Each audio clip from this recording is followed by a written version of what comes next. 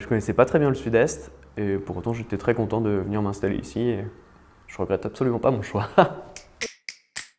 Sébastien, 27 ans, Quercy, Aix-en-Provence. En fait, avec Quercy, je fais beaucoup de choses différentes. Donc j'ai une partie qui sera plus commerciale et marketing, où je vais répondre à des appels d'offres, essayer de comprendre le besoin des clients. Les gens ils veulent un tel système, mais ils se sont peut-être pas posé toutes les questions. Et il y a tout cet aspect un peu curieux, de logique pure, de bon sens, où il faut arriver à lever les bonnes questions et à comprendre le contexte total d'une opportunité commerciale pour être en mesure de la gagner. Et puis après, j'ai une partie plus technique ou plus ingénieur comme on l'entend.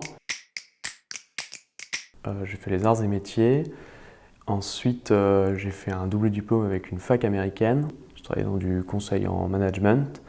Et finalement, je voulais découvrir un peu la partie commerciale. Et c'est à ce moment-là que j'ai rencontré Quercy. À cette époque-là, j'avais envie de partir travailler aux États-Unis. Et Quercy m'a proposé un VIE pour faire du développement commercial en Amérique du Nord. Donc le but de la mission, c'était de faire de la prospection commerciale, débloquer des rendez-vous et avoir l'occasion de présenter Quercy et ce qu'on faisait.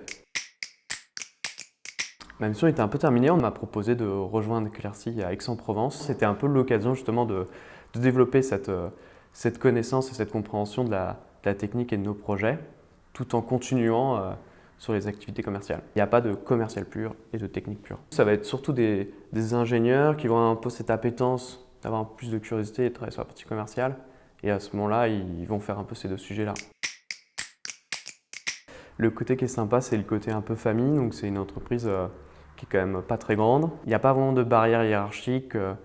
C'est-à-dire qu'on ne se sent pas, même si une personne évidemment est quand même plus décisionnaire qu'une autre, on ne s'en sent pas pour autant en train de parler au patron, quoi. L'accès aux gens est très facile.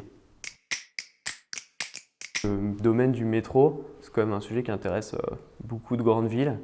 Et du coup, il y a beaucoup de sujets un peu partout dans le monde. Donc ça peut être en Australie, comme aux États-Unis ou même dans le nord de l'Europe.